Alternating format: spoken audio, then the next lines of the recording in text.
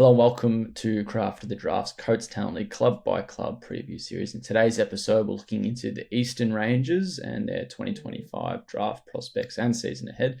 And to do that with me is Craft of the Draft analyst Jonty Ralph Smith. Jonty, how are you? Yeah, really good, Mitch. Always a fan of what the Eastern Rangers can produce talent-wise, and they've shown it in the last couple of years. Yeah, it's going to be another big year for them. They've had four members of the Vic Metro summer squad, and the headline act for 2025 as we head into the season looks to be big midfielder Ollie Greeves, a prospect who would have learnt a lot from Josh Smiley and Cody Anderson, given just the nature of their midfield prowess. And now it looks like he'll take the lead in the Rangers midfield unit. How do you kind of see his year unfolding? Yeah, he's an interesting one because I'm a massive fan of Ollie Greaves. He obviously got a little bit of media attention because Hawthorn were looking to see whether he was eligible for the Next Generation Academy, which ultimately he isn't, so he'll be in the open draft this year. But I do feel like, other than that, he's one that's probably been forgotten among the big-bodied midfield contingent. We've had Max King talked about quite a lot in the talent pathways industry as being that really unlucky player to miss out on the AFL Academy. We've had Dyson Sharp touted as a potential number one pick. He's from South Australia. And then there's also Riley Onley, who got the exposure for Vic Country last year, which got him into some conversations as well, where Ollie Greaves, I feel like, is just as good as those players. They've all probably got a little bit of a point of difference on each other. I see Max King as probably the most athletically gifted of that lot and probably the one who can go forward and impact more than the others. Dyson Sharp, by brute strength, probably betters the other three. Where Ollie Greaves separates himself, though, is actually his ability to get involved in open play. I feel like a lot of big-bodied mids, obviously their primary role is to be that brute force at stoppage and win the clearances and be a player that's really hard to tackle and get the territory going their team's way. While Ollie Greaves has shown a capacity to do that, he's also shown that he can get the overlap handball. He's got the ability to use the footy really well as well, and he is one who gets to contest better than most big-bodied midfielders. So his work rate is really, really strong. We saw it in the futures game last year, particularly in the first half.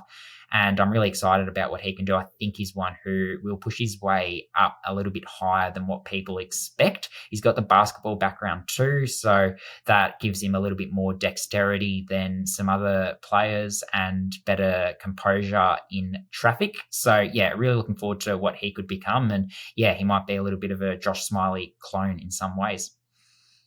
Another one from the Eastern Rangers, who also represented Vic Metro in their summer squad and is from Laura Moorcroft's side, and she'll be coaching. We'll touch on her a little bit later. Is Lockie Doveston.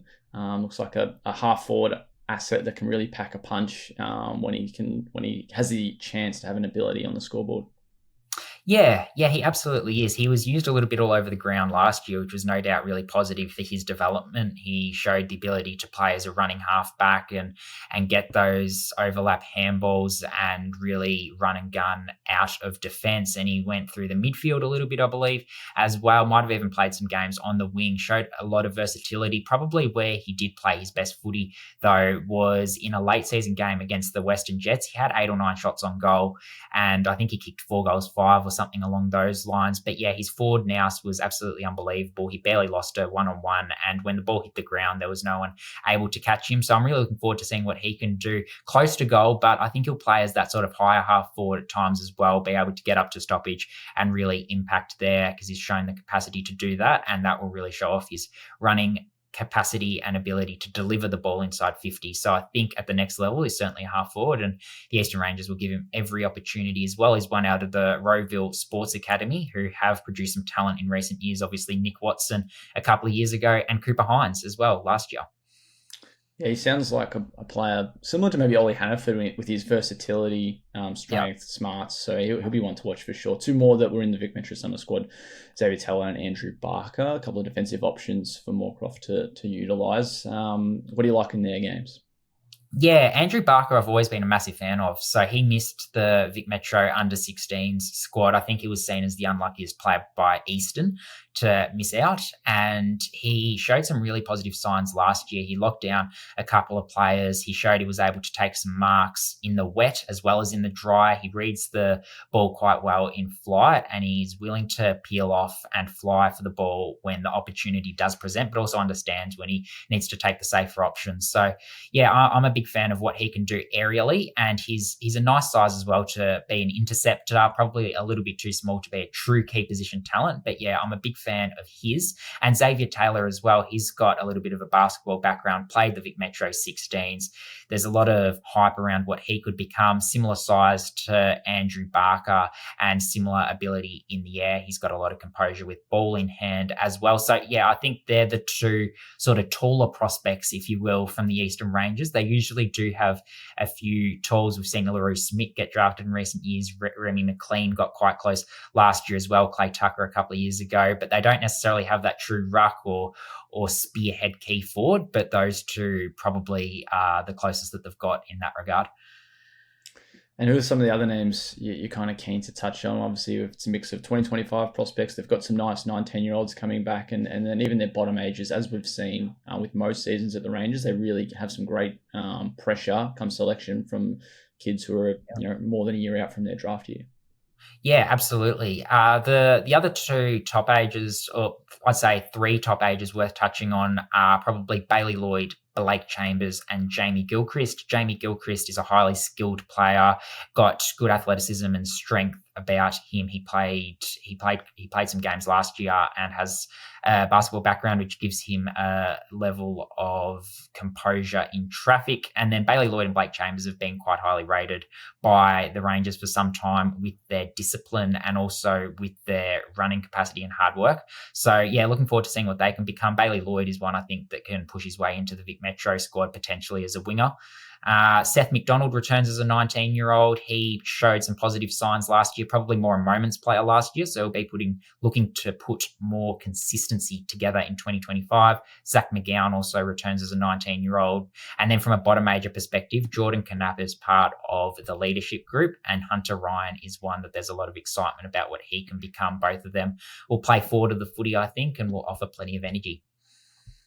And let's touch on the coach, because it has been quite a rare occasion that we get to see a women coach leading the men's side, or the boys' side, for not only just the Rangers, but for Vic Metro's summer squad as well. It's going to be such an exciting year for Lauren and what she can do at both levels. How have you kind of seen her development as a coach during her time? Yeah, I'm a massive fan of Lauren Moorcroft. Yeah, I think it's a great story. She's one who has been at the Rangers for a couple of years. I know in Nick Watson's draft year, he was really, really high on how much she helped him develop. And there's probably been a dozen or so players that I can reel off that would talk about how much they did improve in their top age year and their time at the Rangers, for that matter, that haven't necessarily been drafted and haven't necessarily been that top end talent that, is often associated with coaches. How many players are they able to get drafted? It's probably an unfair tag that's put on coaches. But yeah, those maybe depth players or ones who aren't necessarily getting a game in their best 23 are still developing greatly. And the culture at Eastern, certainly in the couple of years I've been doing Craft of the Draft, is as strong as anywhere else in the league. And that starts at the top with the coach. And yeah, she certainly fostered a good culture. Well, Eastern season gets underway against the Northern Knights, a side that knocked them out of the finals race last year. So it's going to be quite a fiery affair to kickstart 2025, and yeah, plenty of prospects to keep an eye on, and those they'll certainly put their name forward as the year progresses. Jonty, thanks again for covering all the latest on Craft of the Draft. No worries, thanks, Mitch. I think you can catch all our other episodes previewing all the Coates Talent League clubs on Zero Hanger's YouTube page, and you can go to zerohanger.com for the latest news, views, and opinions.